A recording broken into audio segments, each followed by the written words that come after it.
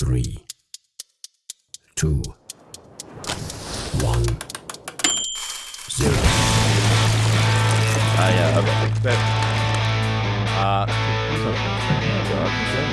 What up? Welcome to Dynamite Rocketship. Happy fucking New Year, ladies and gents. Thanks so much for tuning in. Drop a comment, subscribe, all that stuff that everyone in every video that you've ever watched has told you to do because they're desperate for your attention and need your interaction for their things to succeed. My guest today is an all-time hang, an unbelievable stand-up comic. He's been in the scene for goddamn forever. We're talking L.A., New York, everywhere in between. He's your favorite comic's favorite comic. He's so goddamn funny. I love this dude. True bros, bro.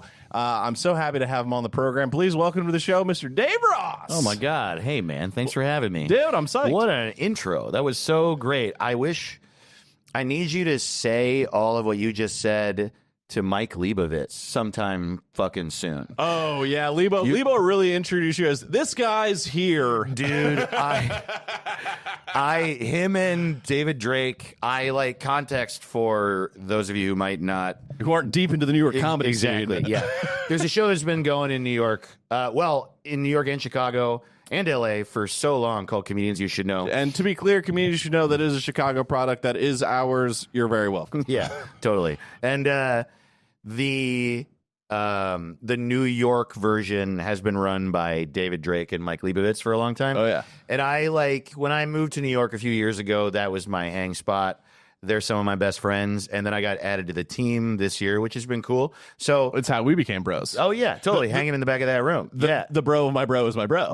Exactly. It's how I got all of my bros in this whole fucking city. Yeah. That place. And so, yeah, that's what we're talking about. And I love them, and I love that show, and I love the hang, and it really is like a big part of my life, important part of my life. And Mike Leibovitz and David Drake could not give worse intros. I can't even. They are good at stand-up. They are. It would be like if your Wikipedia page was written by your enemy. Bro, this is literally how he brought me. So we just did New Year's at the show. Yeah. And I was like third. And I should also say it was a great show. I had one of my favorite sets I had in 2025. So I guess it wasn't that bad. But this was his intro. He goes, "This next comedian is going to assault you. Give it up for Dave Ross." And I was like, what, dude?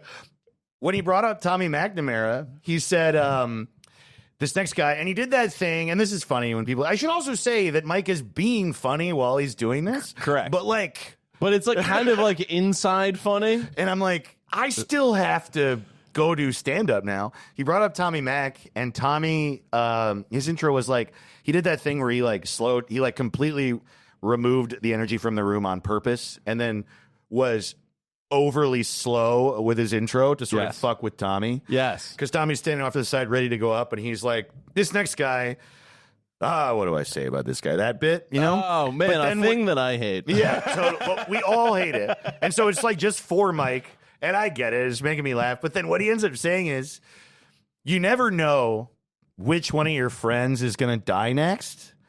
And I think it's probably going to be this next comedian. Oh. And it was so crazy, dude. It was like, it was so crazy. It was like, and Tommy, like, honestly ate a little bit of shit for the first couple minutes. Yeah. It wasn't bad, but it wasn't going off.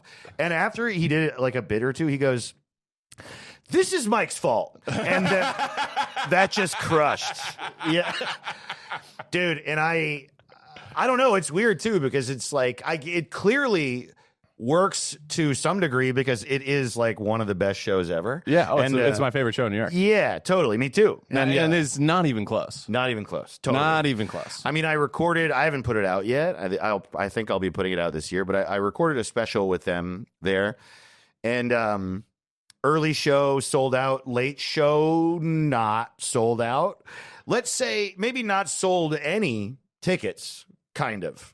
Sure. Like really a thing that I think 5 years ago I wouldn't have admitted, but Yeah. and that like I felt shame about it at the time, but it's also like whatever. It's really fucking hard to sell tickets in this business. It is. So It's also much easier now that we've been in it for so long, where you go, oh, everyone is kind of eating shit, totally. and Especially kind of lying about it in the past year. It got so much worse in the past year. But anyway, that's fine. So first show, it's full with people that weren't comedians. The second show was not at all full, but the great part was that it was at this place I love and run by two of my best friends, and like 30 or 40 comedians came out to support. And so the director was just like, yo, you guys just got to fill all the seats, and we're going to shoot it with a bunch of comics in the crowd. And I have all the footage of this, and the director and I were, and Mike Babrinskoy. Oh, yeah. Score's the best. He's the best. And another Chicago head. once we're done with the special, we're going to make a little like mini doc about that show, because it was no shit. It was like I had to, the reason you do two shows is you want different takes of the same jokes to make sure you're killing the entire time. Correct. So in the second show, I'll do a joke and then look Bobby Condon in the fucking eyes. Yes. Who I'm in a group chat with. Correct. And so that's an objective nightmare. These guys have seen all my jokes. They're not easily impressed by comedians. They're there to help. It's hard to keep the energy up. The show starts. Lebo's hosting, and Lebo spends his entire hosting set making fun of me for just like saying I'm not funny. And which is like the thing you don't say about other comedians. Correct. But it's like only comics in the room. Yes. So that's the joke. And he keeps like everything he says, you think it's going to be a compliment, and then he turns it into that I'm not funny. And I'm like, what the fuck? And there were even some younger comics in the room who kept turning around and looking at me like, is Dave all right? And then David Drake goes up, and he goes, he does. Is he wearing flip flops? Of course. Yeah. Flip flops, board shorts, looks like shit. And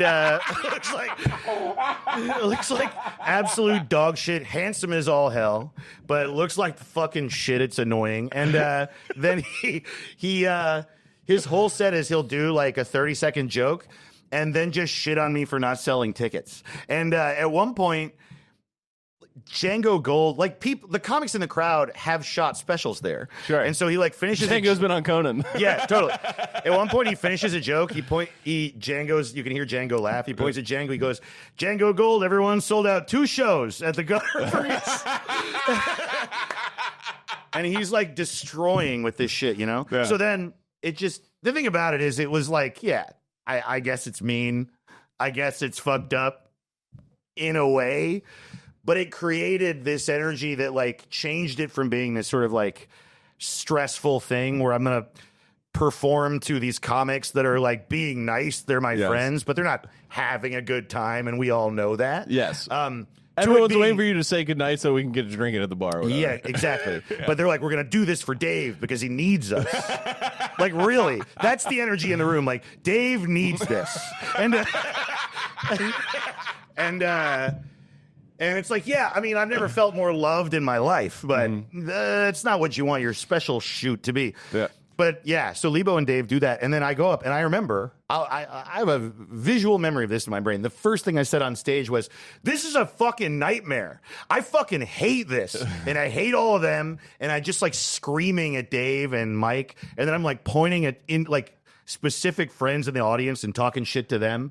And it became like the most fun show I've ever done. That rules. Dude. It was so sick. Like literally at one point, but I like bombed like one thing and then only Drake laughed in the back.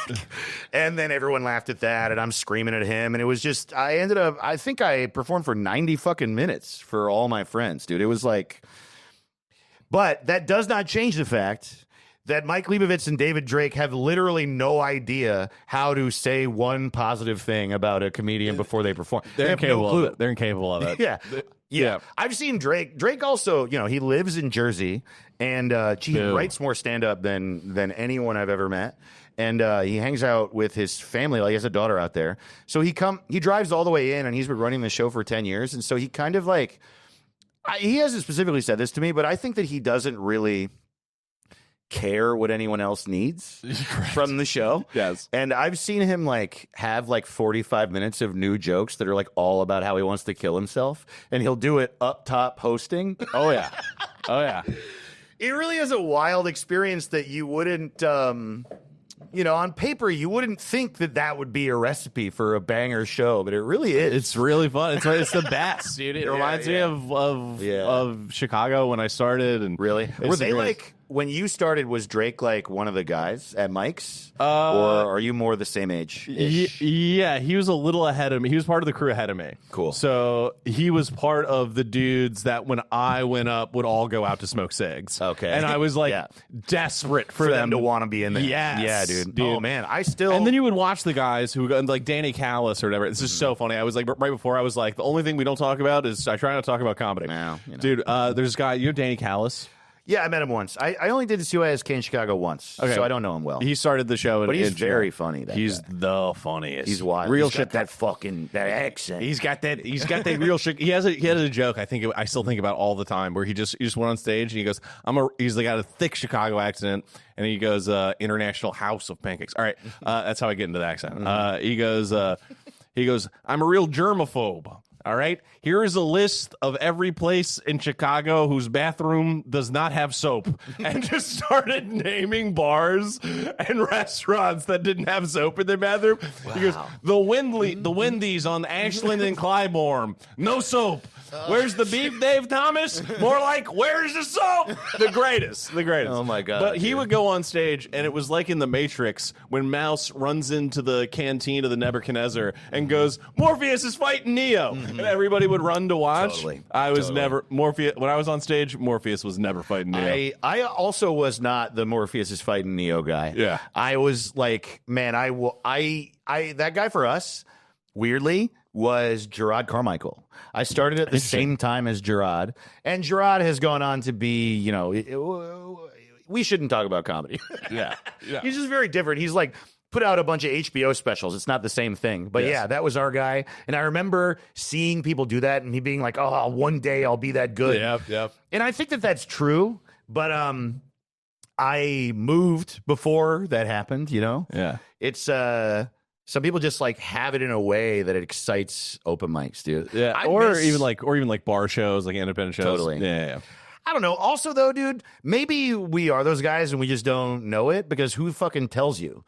No one. Correct. I'm sure that, like, I know, like, some of my buddies like, at least people have told me they like specific jokes of mine. So, and I'm sure the same with you. Yeah. So maybe we're just like not, I don't know, happy people. I don't know. Yeah. Either way, I kind of miss mics, dude. Like, I don't miss the slog of getting spots that way. Yeah. But I do miss the camaraderie, family feeling of a good mic. My like home base mics, like there was this Chinese restaurant in LA called the Palace. Did you ever go there? No, no. I didn't go to LA till like I've been doing comedy for like 10 years. Oh, okay. Yeah. So it was a Chinese restaurant, and upstairs they had a Thursday show, and then people started mics there, and it was just like Amber Kenny and some people ran the Monday mic, and Pedro Salinas ran the Sunday mic. And I don't know, it was just like, it's also funny to be like you name people that you started with, and you're like, all these people sell real estate now. Totally. Pedro Salinas still does stand up, but he has a baby, and that's what he's been doing lately. And Amber, I do think, probably sells real estate. I don't know how much, but it was just like we all knew each other. We all had a job that we fucking hated, and we loved that mic and felt safe there.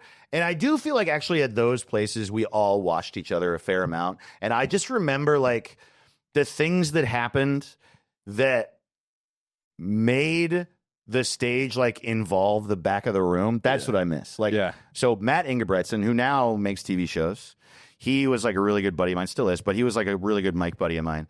And his day job was he was a like blogger for the E Network's website. Sick gig, dude. I know, dude. Hell yeah. He hated it. He hated work so much. And he was a really dark one-liner guy who's like on stage presence was like very kind of not lifeless, but like still, you know? Yeah, statuesque. Still, yes. Yeah. And one of those dudes who it feels like they're doing comedy math.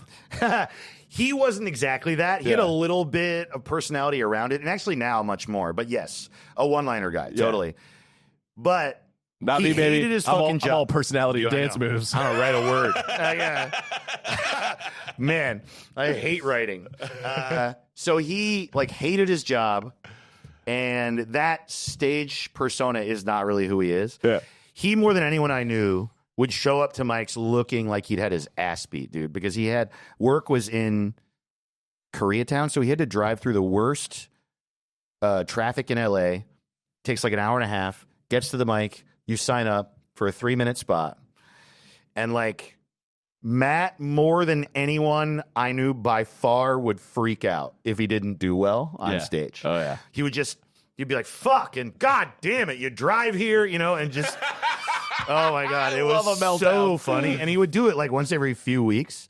And I'm like sitting in the back of the Palace, and someone came up to me. It was like Chase Bernstein, I think, that was like, "You're going to want to pull your phone out. Matt's having a really bad day. I think he's going to fucking..." And I was like, "Oh shit, okay." And so I taped his set, and sure enough, he gets up there and he says a riff. It's just like, you're just like, wow, I don't know, something about well, I guess a lot of people love Chinese food or something, like not funny at all.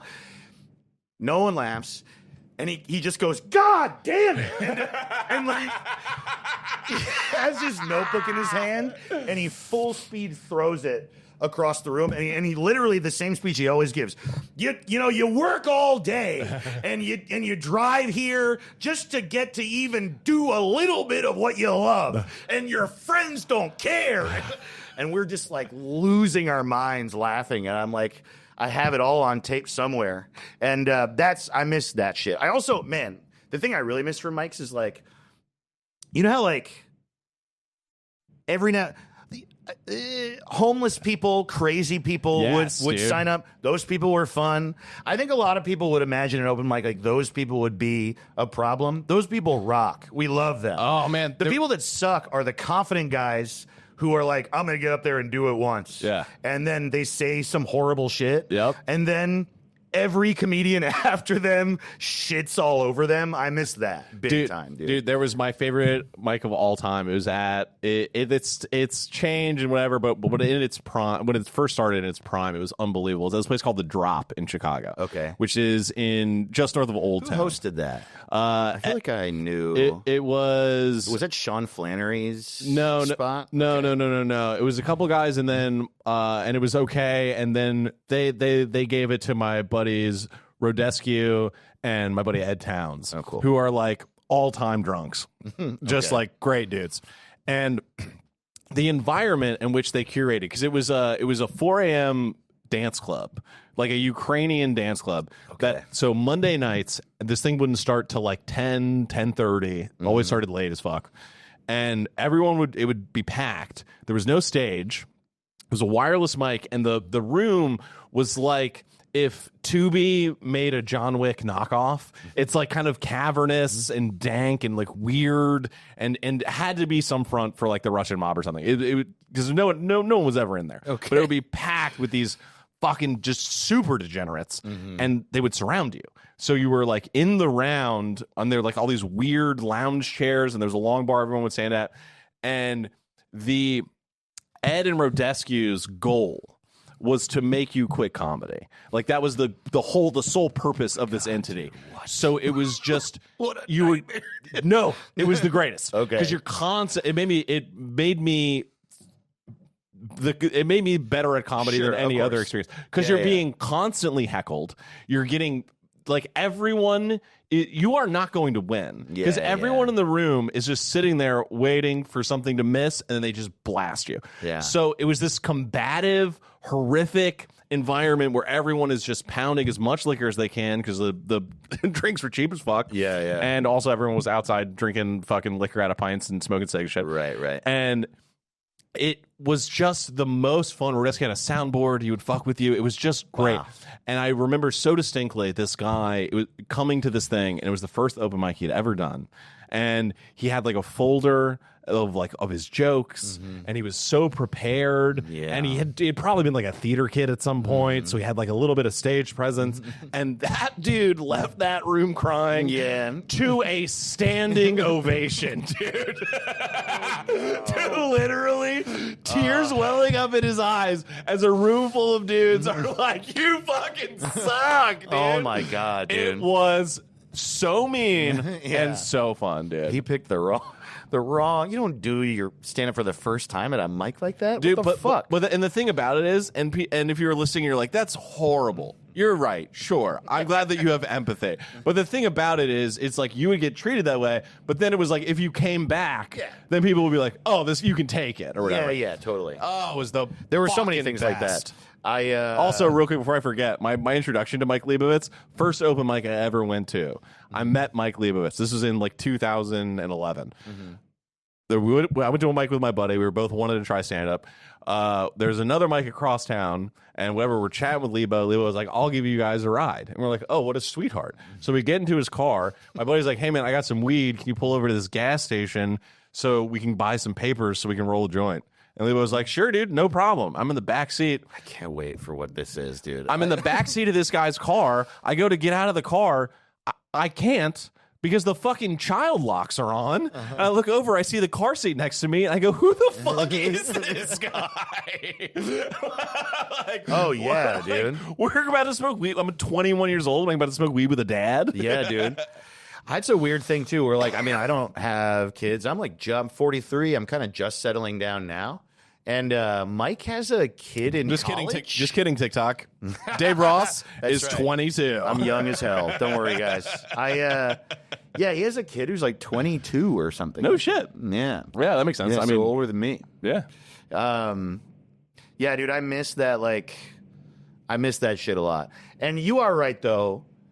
The trade-off isn't worth it. Most of it was fucking terrible. Horrible. You just wait for hours to do jokes that no one was listening to. Yeah, it's bad, and you look back on it with rose-colored glasses, but god damn it, I don't know if I could do it again. I guess really what I'm saying is I miss the first 45 minutes of some of the open mics that my best friends hosted. Yeah.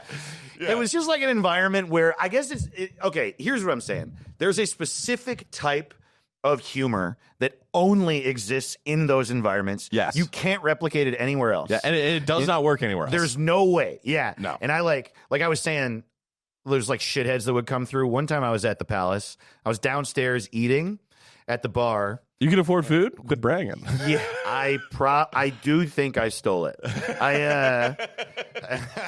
I was eating and there was a dude watching. There was like football on the TV, and he was standing at the other end of the bar with two girls, and he was literally saying something to the effect of like, "Can you believe that men watch this? I mean, it's just brutish." I was like, this guy is the most full of shit person I've ever met in my life. And then it turned out he was like doing stand-up on the show. And so I was like, I want to fucking see what this guy talks about.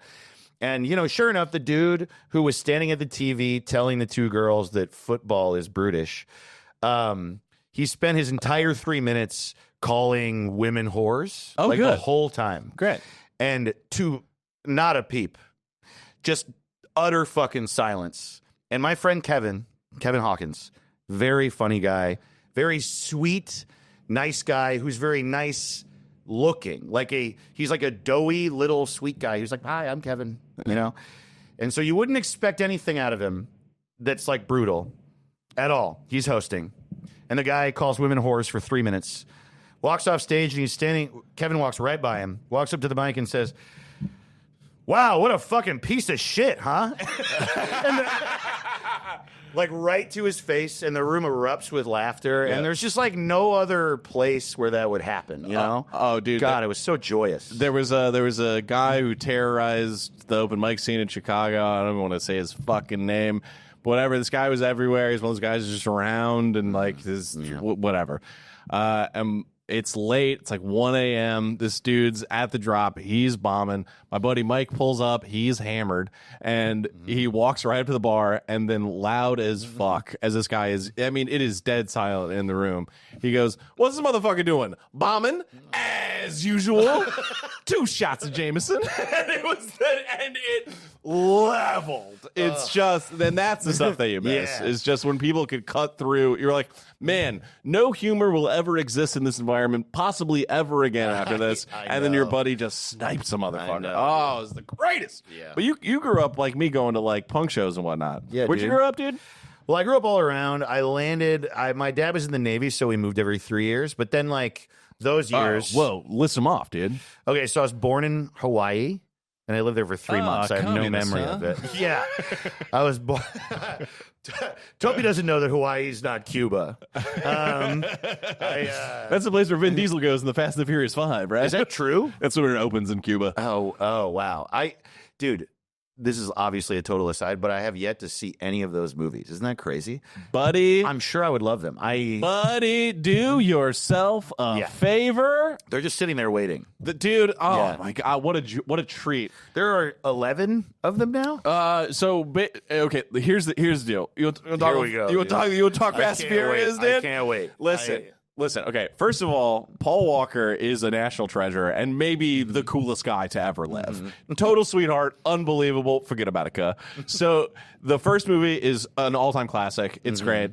The second movie is not good, is dog shit. Right, people but still say fun. that. And he's not in the second one? He's in the second one. Okay. He is not in the third one. Okay. Now- The second one is Tokyo Drift. right? Correct. Okay. And then in the third one, or in the fourth one, they decided, guys, we've had this franchise all wrong. This is not a franchise about street racing. This is a franchise about superheroes whose superpower is driving cars. Wow. And it becomes so unbelievably coke-addled and mind-blowing and how stupid it is. Right. That it's just the best time you can have. Yeah. And then it's great, and then they like drive cars out of airplanes and shit, right? Like, they drive cars in space. is that true? Yes. No, dude. It's incredible. That's crazy. It's so fun. Oh, I can't wait. It's great. it's just a soap opera for guys with affliction t-shirts. It's great. That's awesome. It's a good time. My girlfriend and I actually bonded very early on. We were having I don't know, we'd gone on 10 dates or something. We've been dating however couple months, I don't know. And so we had our first day where we aren't doing anything. Our date is we fucking lay around. And we were just kind of trolling around looking for something to watch. And Blade came up and we kind of looked at each other like, do you want a Blade? The answer to that question is always yes. Yeah, dude. So we watched Blade. Yeah. And that was the moment that we became life partners for sure. Yes, dude. We were already in love, but then it was like, oh, we're in for life now. She looked at me and she said, Donald Logue is so fucking sick. And you go, yeah, dude. He goes, I mean, Grounded for Life, underrated. You go, yeah, dude. You go, he might be the coolest redhead to ever live. And you're like, yeah, dude. Dude, we kind of we figured out that dumb definitely helps if they're gothy, but Yes. dumb 90s action movies that are shot well, but not too well. Oh, yeah. And have a little bit of weird mysticism in there are where we thrive. And then we just went through, we watched all 3 Blade movies, which people say that the second one is good and the third one is bad, and they're just wrong. Dude. The second one is fucking terrible. And the third Blade movie, Parker Posey, Triple H, Ryan Reynolds, and Jessica Biel are all in it. Ryan Reynolds, at his most Ryan Reynolds. That's Yeah. that's where he honed. He's very oh, really? He's really? Yeah. Oh, wow. That guy. There's a line in it where Blade says something he says some. All his lines are just only 3 words, and he says something about Triple H's dick, and Triple H is like one of the villain vampires. And He's Dracula's right-hand man. he literally, Triple H says something to the effect of, what the fuck do you know about my fucking dick? And just kicks him in the chest, and he flies across the room. And I'm like, bro, let me write things like this. How do you get this job, dude? You have to be so confident in a way. The writer of Blade 3 never once was like, do I suck? Not once in their life. Not one time did they question their own choices. They just went, dude, I fucking rule, and let's get Dracula in here, bro. Yeah, dude. Oh, man. But yeah, so wait. Blade 1 is also one of my favorite movies of all time. I think it's really I think it's the perfect portrayal of vampires in cinema. I couldn't agree more. It really is like there's no other thing like it. It's like the first ever thing. You remember how like somewhere in the 2000s, Patton Oswalt has a bit about this, how like we just realized in America that you just can do the most fucking egregiously exaggerated thing if you want. So his bit is about how KFC just has a bowl that is mashed potatoes with fried chicken shoved into it. Yes, and mashed potatoes in a failure pile. Yes, That album changed my life, dude. That's why Werewolves and Lollipops was what got me to start doing stand up. Dude, me too. No way, dude. Dude, truly, I don't think I'd be a stand up without that shit. I'm drunk. Let's do this. Yeah, yes, exactly. Yeah. That whole thing about how like the small town test is, did you leave? Is such a like. I was like, oh, there's other people that think like me. Oh my god. And by the way, that recording of that album, and same with Kyle Kinane's Life of the Party, was in a room to their friends. Wow, that is such a good point. They're both at UCB Franklin, I think. Correct. Right? Correct. And Kyle Kinane has talked about how he was like, this is my one opportunity to put something out that I can like try and sell, like maybe on the road, whatever. And being like, I just looked at it, and it was all my friends. Yeah. It was all my friends and family. By the way, the best line about that I've ever seen, Bobby Condon on one of his tapings. Same thing, second show. It's all people he knows. Yeah. And he goes, this isn't a special, this is a fucking recital. Dude. It is like, not to be too sappy, but it is like, it is beautiful. It's like it's rad. It's fucking cool. Yeah, but we're sentimental dorks who, which is good. Yes. I'm not gonna let you do that. I'm not gonna let you be like, yeah, but other people are, I don't know, fuck them. Yeah, fair thing. I appreciate that. To sort of like go back, I feel like I'm gonna try to like find the beginning of this thread. The Patton Oswalt bit. Yes. So I feel like the only time when I was a kid that you would have heard anything about like a taco where the shell was Doritos would be like when a bunch of 9-year-olds were hanging out and they would be like, and then we realized like we can just do that.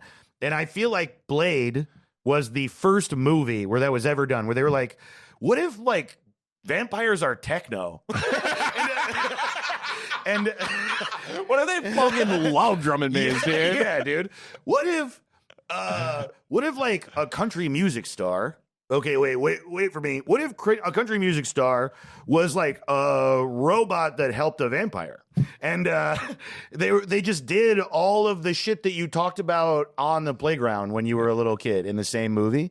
That opening scene where it's like a fucking rave and then blood comes out of the sprinkler system. It's like, what the fuck are we talking about? Greatest.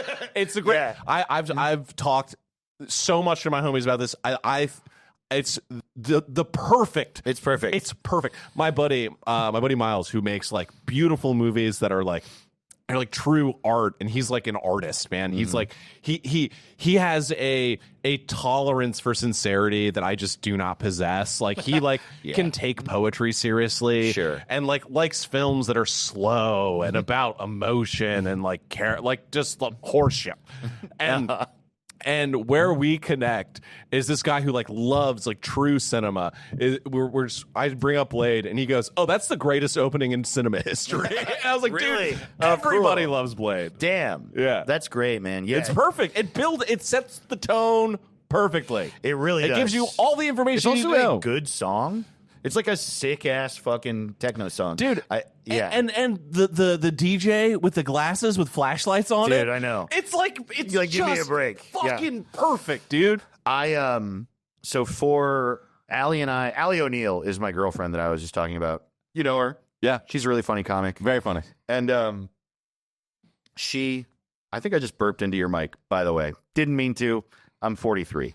I do shit like this. I just shit my pants. I've been shitting this whole time. Something about Dave Rossi keeps it real when it comes to the Jesus. God damn it, I can't believe it. It wasn't loud. Maybe it didn't make it in there, but it was involuntary, and I am ashamed.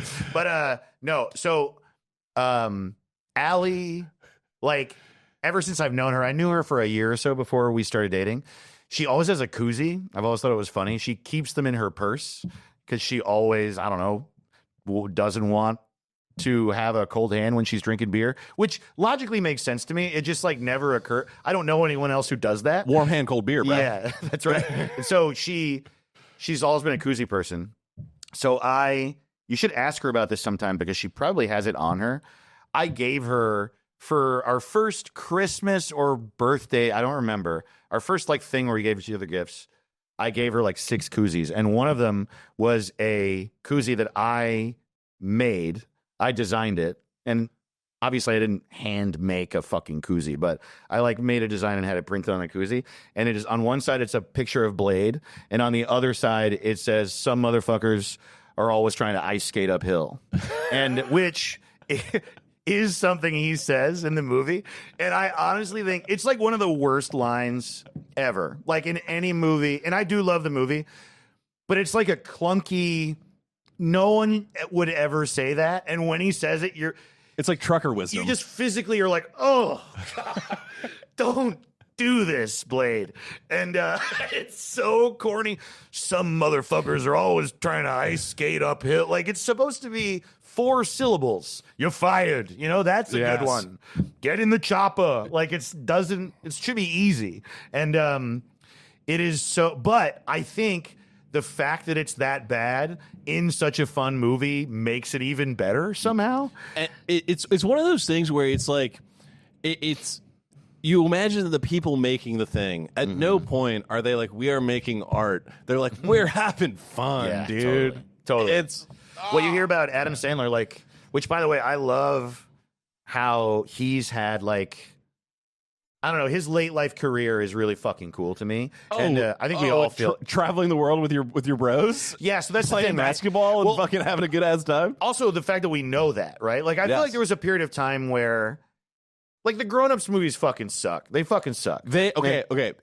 Oh, Grown Ups okay. is terrible and has one of the best comedy bits of all time in it. Really? Steve Buscemi in the full body cast where his arms are vertical. Oh, I don't remember this. Dude, yeah. it's horrible. The whole movie is dog shit. Yeah. Steve Buscemi at some point in the movie has some horrific accident and is in a full body cast, and they're playing the climax of the movie. They're playing this basketball game, and it's just Steve Buscemi with his arms straight up in a full body that's cast going woo. It's the best. I mean, that's the thing, is that those guys are all so funny. So, yeah, and then he, like, so have you seen that speech, that acceptance speech he gave at the Independent Spirit Awards? Nah. Oh, first of all-time YouTube clip. Literally, I'm going to try to remember and send you a link, because it was the year that Uncut Gems came out, and he didn't get an Oscar or a Golden Globe or anything. And he also didn't get one for Punch Drunk Love, which I think is the best thing he's ever fucking done. Punch Drunk Love, have you seen it? No. It's a P.T. Anderson movie. It's crazy how good it is. Is it 49 minutes too long? No, actually, I believe it's like an easy watch. Okay. If I remember, and it is like very much an art house movie where he plays a character, but it's still pretty Sandler-y. I remember that being the one where everyone was like, oh, Sandler has chops a little bit. Yeah. And he gets to do, like, it's clear that he's a great actor, but he still has a little bit of a little bit of that guy in there. Yeah. And so he crushes in Uncut Gems. He doesn't get. I'll never watch that movie again. I watched it once. I can never watch it again. It's too. I have anxiety, never dude. been more I know. hyped on a main character getting shot in the face. I was like, It's so- fucking finally, I know. dude. This guy's the worst. So everyone apparently like online was talking about how he got snubbed at the Oscars. So he wins Best Actor, I think, or some similar thing at the Film Independent Spirit Awards. And he gives a speech, and it's like a 10-minute speech. He goes up, and he's got he unfolds a piece of paper, and he's got like glasses on, and he looks at the paper and he goes, "Hello, I'm so happy to be here at the Film Independent Spirit Awards." And he does the whole thing in like 90s Sandler voice, and it's just this beautiful thing about how like. You can snub me all you want, but I still get to do what the fuck I want. And maybe where I belong is at the Independent Spirit Awards. It's just like really heartwarming and great. So you combine that with 100% Fresh, which you've seen that, right? No. Oh my God, really, dude? Wait, you haven't seen his like first Netflix special from like 5 or 6 years ago? Oh, where it's in different locations? Yeah. Okay. Yeah. So if you haven't seen that, see it. It's like, because there was that whole bunch of years where it just felt like he was just making schlock in order to be a millionaire. And we all gave him that. Yeah. But I didn't like the movies. And I didn't think much of him as an artist. I just thought he's like a guy who got old. He's not trying anymore. I remember in an interview of him being like, he was on set and they gotten some big real actor to be in this movie. And he's like, just so you know, the critics hate my movies. They're going to trash you. Don't worry about it. People are going to like it. It's going to be great. Don't worry. And the guy goes, no. I think we really got something here. And he goes, okay, buddy. So that's the thing, dude. It's like I try, man. It's like worth thinking about that. Like, and how off mic you and I are, so mad.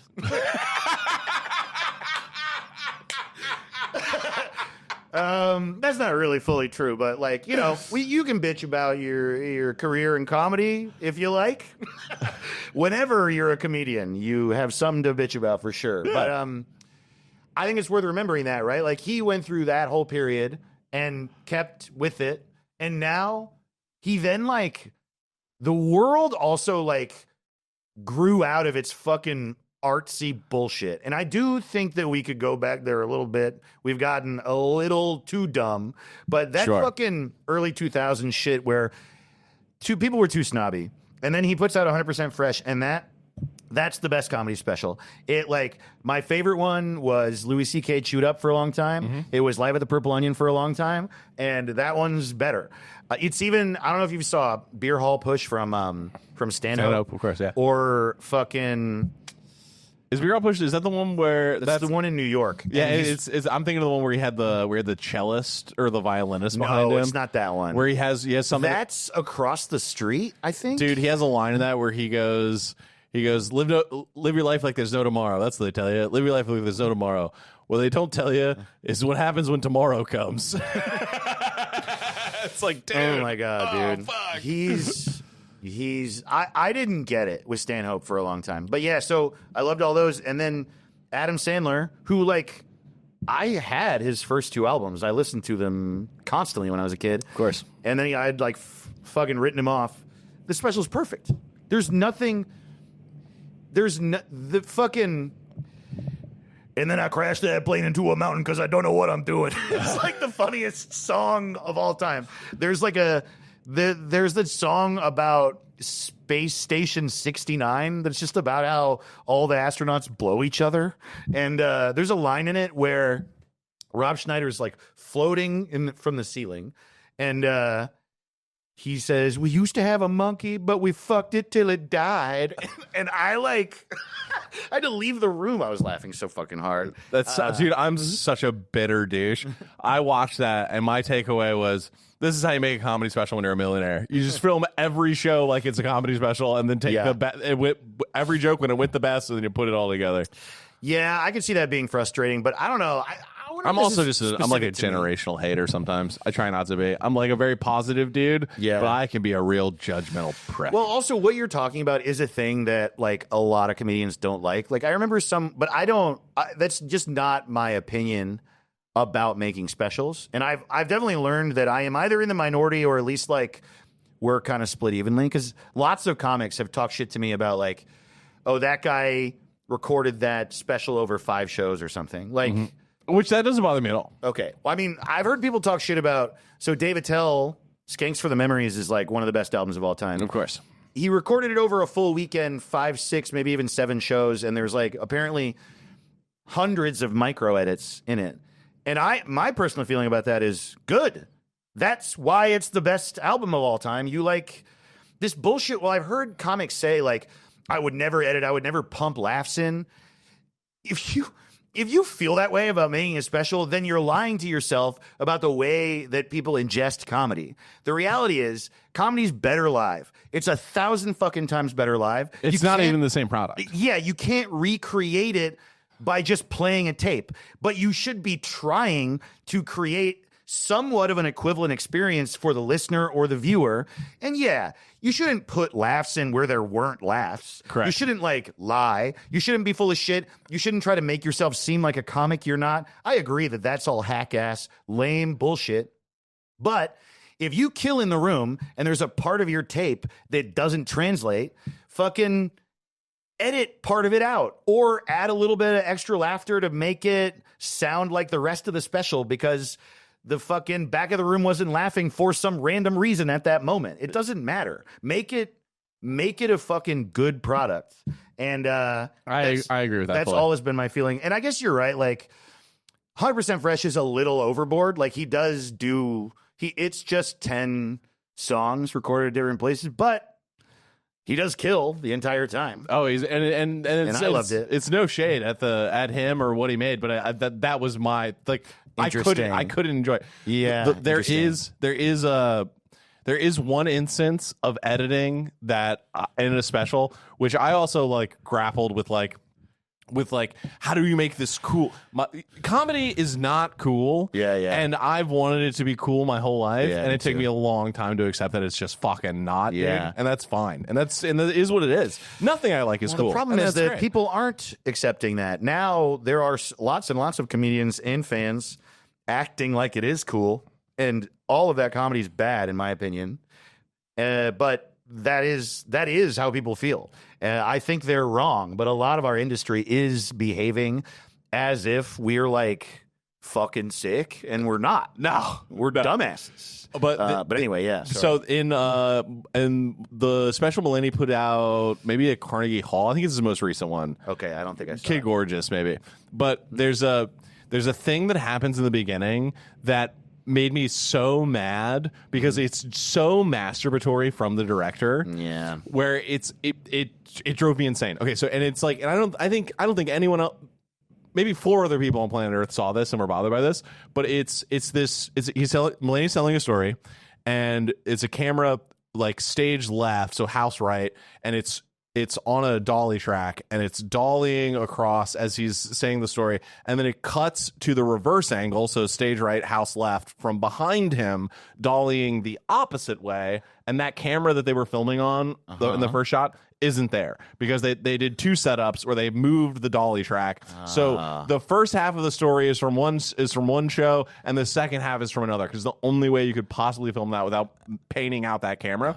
Yeah. And it made me so irrationally mad that I was like, no, I know that this story is 2 takes from 2 different shows now because you want to hide your fucking camera with these stupid ass camera moves, and fuck you. I really agree with you. But also, who gives a shit? Right. Like, why do I care? Well, you care because you are watching it. I don't know. I think that's valid. I think, first of all, whatever complaint anyone has about a special is valid because you're the one watching the piece of art, right? Like, Sure. the star you. But that one is while I just said what I said about how like I think that we should edit and shit, the reason I think that the editing makes sense for stand-up is because making people feel like they're watching a live stand-up show, like you do have to do certain things. Like Like maybe you edit out that bottle like dropping or whatever, Right. or you fucking make sure to keep it in or whatever. Like whatever you need to tighten it up some or whatever to make you feel like the thing you're making will deliver this into people's brains with the strength that it did when you were in the room. I'm also a big believer that if you feel like you bombed your taping, just don't put it out. Yeah, I agree. You don't have to release anything. I agree. But that one, I agree with you, and it's because I would argue, like, let them see the fucking track. Let them see the camera. We all know it's a special. We all know it's happening. Like, let it feel like what actually fucking happened in there. Seeing cameras, Yeah. it doesn't bother me at all. It doesn't bother anyone anymore. No one gives a They shit. know it's being filmed. Yeah. The people in the room saw them, so why the fuck shouldn't I see them? Okay, dude, you're basically giving the thesis on why Kiss Alive 2 is like one of the greatest records ever made. I don't know if I've listened to a Kiss album ever. Buddy, do yourself a favor. Really? Next time you're in a car. I don't know. Dude. Okay. Dude. I'll do it. I'll try anything once. Okay, hang on. Let me see if I can find it. Just the intro. Oh no, that'll YouTube will have an issue with that probably. The album opens up with the greatest album opening that's ever been put into wax. Okay. Put into wax? Jesus, put on wax. You hear this guy from offstage introducing the band, and he goes, "You wanted the best, and you got it. The hottest band in the land, Kiss!" And you hear the fucking roar of the crowd, and the fucking guitars hit, and you hear the pyro. That album is fake. They were so dog shit live. They had to re-record everything in the studio to replace like the fucked up bass tracks, the fucked up vocals. But what they did was they packaged what it felt like to be at a Kiss show. Yeah. Which is the greatest. And Kiss got some hits, brother. Kiss Yeah. got some hits. I've never been a Kiss guy, but I will say I never really gave him much of a shot. I bet you fucking love Guar, though. I like Guar okay. I think Guar is cool, but I don't love their music really. I like it fine. I like it regular. Is there a show for you where you're like that sticks with you? Where like that's this live music wise, where you're like that's the one. It was like the banger show. I'm sure it does. I'm trying to, but I don't know, man. I have like my favorite live show memory is from when I was a kid, and it wasn't like that. It wasn't because they necessarily crushed it, but I guess they did. Like I guess I must have been in like 11th grade. Maybe I was in 12th grade.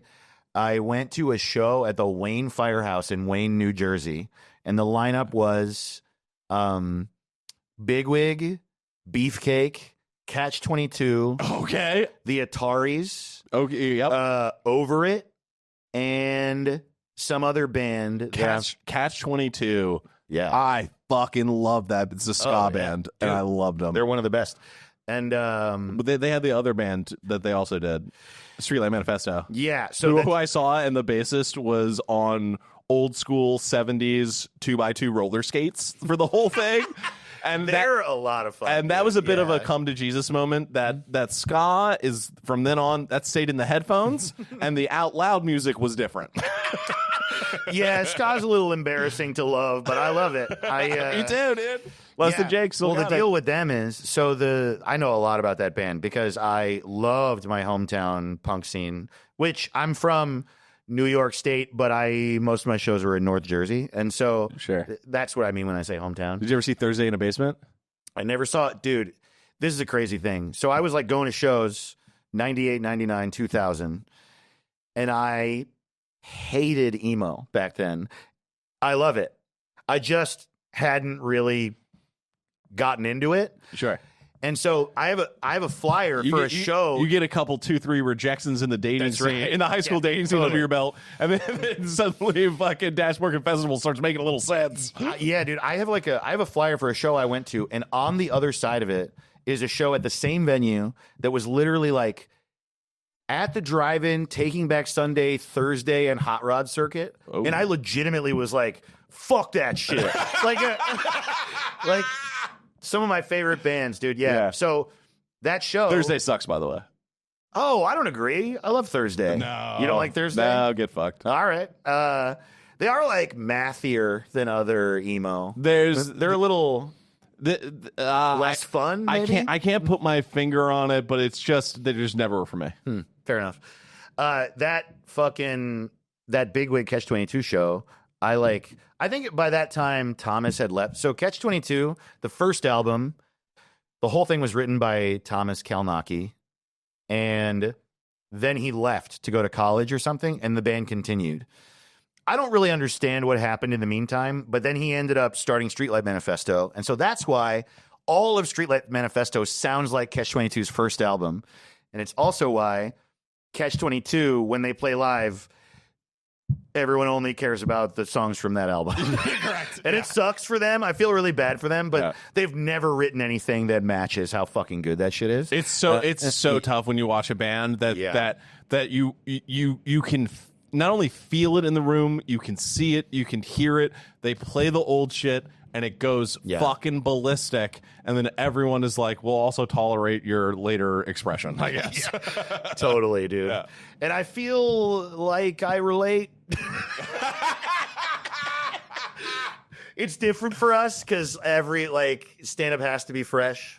But I feel like I've been doing some shows where I look people in the eyes, and I don't have a massive fan base, but I have fans, and I have some fans that are long time, been following me since 5 podcasts ago. You know what I mean? Yeah. And you can sort of see in their eyes, I wish that this was that podcast. I really wish I was at that podcast right now. But that show, dude, that show was really memorable because it was just all this local heat. I loved all those bands, and it was just packed with kids.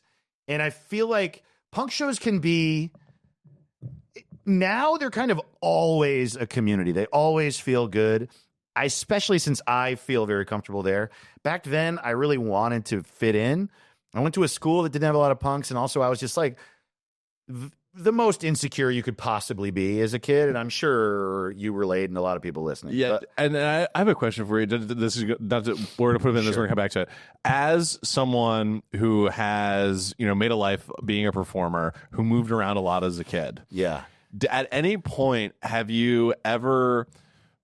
Because this is something that I experienced, where I moved around a lot, and I became very good at making friends, and then I knew how to walk into a room and kind of turn it on and bring people in. But then I found that I wasn't making authentic connections. Dude, 100%. And it was something that I had to wrestle with, where I was like, damn, am I using social, almost manipulative in a way? No, I mean, it's just dude, having a longtime friend. I mean, we were talking about dating long term and what a real relationship is before we recorded. It's a thing that we don't really talk about that is legitimately hard, and I think it's just, I know what you mean. I've also wondered about myself, am I being fake? Am I I'm just excited to see people, excited to know people, get to know them, and joke around and riff when we have no context for each other, and then once there's context, it's it's weird. But the reality is you meet people, you have the first impression that you have, you get to know people, you grow apart. Things happen, you have falling outs and shit like that. And it took me until pretty recently, and I think I'm still learning it, to learn that a falling out isn't the end of the world. And I think that when you move around a lot and you don't have a lot of friendships that last more than 3 years, which I didn't until, I don't know, I was in my fucking 30s. And even then, those friends were the ones that hung on, and they did the work. Yeah. And I'm so grateful for them. One of them is my best friend, my friend James. He's the best. And shout out James. Yeah, dude. James Chapone, great guy. He runs a YMCA in East Rutherford, New Jersey. We'll probably do a show there soon. You'll meet him. Not really sure he wanted me to give his details out, but DM me for his address. He really is the best. And to the point where we talk about the punk festival in Gainesville, Florida every year. He's my +1. He's not a stand-up, but I always ask for a pass for him, and they always give him one. Yeah. But just kind of the deal is that the longer you know someone, the more there's friction, and you start to understand each other and so some people grow apart, and sometimes you have an issue, and I never knew because I never had the experience of knowing someone for more than 3 fucking years, that it just happens. So my brain was like trained to learn and know that when something bad happens, that's the end of the friendship. Dude. Yeah. And it's just not true. A good friendship is a friendship where that happens, and then you could even maybe be pissed at each other for years, and then you come back, you know? Yes. And it's just, I don't know, man. Life is just a bunch of pissing each other off. That's all it is. Yeah. And sometimes you fucking get over it, and sometimes you don't. And yeah, I don't think you or I are full of shit for that. It just took a long time for us to learn, for sure. And so to take it back to the show I was talking about, just like in comedy, I really wanted to be like, feel like that was my community. And it was hard for me to feel loved as a kid, especially. But that show, it just felt like the punk scene was just like, we were all in love with each other that day. We all love these bands. We all got it. And I remember like very specific little things, like it was a like linoleum flooring of this huge firehouse, and which was a lot of the places we saw shows, because it was like an event hall that you could rent for cheap. And you get really fucking sweaty in a mosh pit, and we were like, our scene, everyone was like always fucking dancing, just like, yeah, throwing fists and like skanking and shit, but really just people were moving like crazy. So it got really sweaty, and the floor got slick as fuck from sweat after the like third band, and there was 6 or 7 bands. So there was this huge mosh pit and on the East Coast, we didn't do circle pits really, just like a big space would open up and people would do whatever the fuck in the middle. And so I hate circle pits, by the way. Me too. They're stupid. They're so dumb. Stupid. And so it's just a big wide open space, and we were running full speed and then just like sliding across the ground and then crashing into the other side of the pit. Fun. And people would pick you up and then you do it again. And I remember Bigwig, who was my favorite band in high school. They were from around there. They were from Clifton, New Jersey. They had a song on local radio, and punk back then, if you were on the radio, like, fuck you. It was like, oh yeah, a big part of the culture was like, don't sell out. But we were like sort of starting to learn that was bullshit. Bigwig was a big part of that for me. And there was like a group of people in the scene back then who were like, fuck Bigwig, because they put a song on the radio. And there was a dude who was like punked out as fuck in like a comical way. He was wearing like plaid pants and like bright red suspenders, and had like a bone in his nose and shit. And it's like, cool, you know, dress however you want, but like, this is you're such a quote unquote punk. just got shot out of a cannon through the affectation store. Yeah, truly. Truly. So my dad's a double murderer, and my mom's a clown. Like, shut up, dude. And so the kid had a huge pin on that said fuck Bigwig. And I just remember Bigwig going up and be like, hey, just a shout out to that guy with a fuck Bigwig pin. How about everyone beats his ass, huh? And then a bunch of people did beat his ass. And I just remember being like, obviously I don't celebrate violence. I truly don't. I don't fucking beat people up at all. It scares me to death. But like, fuck that guy. Yes. And this was the context of it too. The lead singer, Tom, he was like, pretty sure that's the guy that slashed our tires at our last fucking show. Everybody beat his ass. And then a bunch of people. Oh, we got some good context. Yeah, exactly. I just remember it being like, it was just like a fucking party. I don't remember anyone's set other than that. But it was great, which I guess is like probably why I feel the way I do about comedy specials to a degree. Like, I want to feel like I'm fucking there, man. Yes. And I want you to trick me. Really. I want you to make me think I'm there. I don't want to watch a fucking tape of you and I feel like you're bombing. Lie to me. Yeah. Make me feel like I'm in your family for the fucking 60 minutes I'm watching your special. Have you seen F1 yet? No. The Brad Pitt flick? No, I haven't, but I will. Oh, buddy. Is it good? I mean, if you want to watch a movie that gives Midwestern dads the hardest hard-on they've ever had in their life, boy. fire this up. It's great.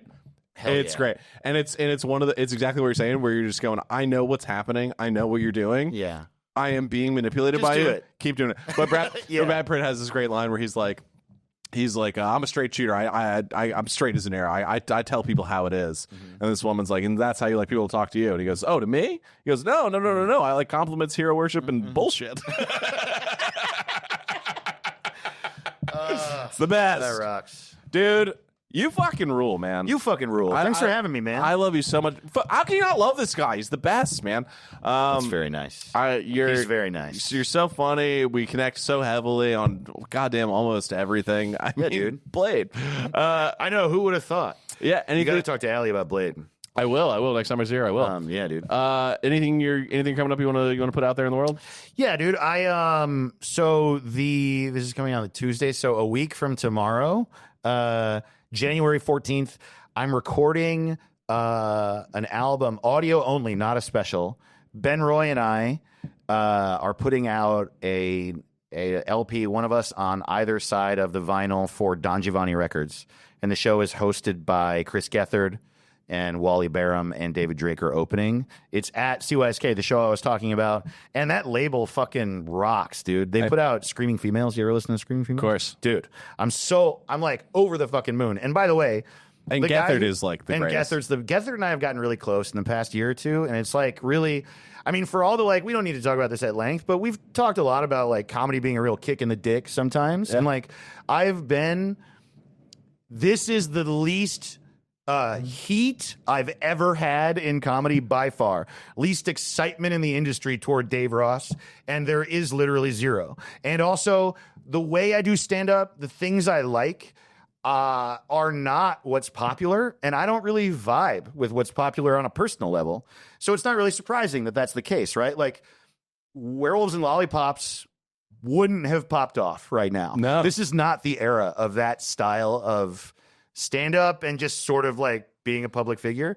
But the rad thing is that in a time like that, like, yeah, I've locked in with Gethard and he's doing this. And then I talked to Don Giovanni and they're just like, it's just like this really fucking nice guy who wants to put out some shit that he likes. And yeah, it'll be good, man. It's one show, 9 p.m., January 14th. It's going to be a fucking blast. Also, just follow me at Dave for the Russ. So yeah, give Dave a follow. I mean, and shout out Chris Gethard. Talk about like an all time influence on me, dude. That like, and it's so real how sweet he is. Like really, I got to talk to him at Fest, and I was like, it was one of those things of like, oh, you are that dude. Like sick. Yeah, oh, he man. Really. Yeah, he lives it. He loves New Jersey. I mean, he loves his family. He loves New Jersey in a way that's borderline off-putting. It isn't correct. No, he is wrong. He is wrong, but he loves it. So I appreciate that about him. But yeah, he couldn't be more incorrect about a state. Yeah, for sure. Dog, go see Dave. Thanks for having me, dude. This was so fucking fun. So man. fun, dude. Anytime, please. Any for real, anytime. And thanks so much if you made it all the way to the end of this episode. God damn it, I love you. Thank you so much, and I'll catch you in a week. Later.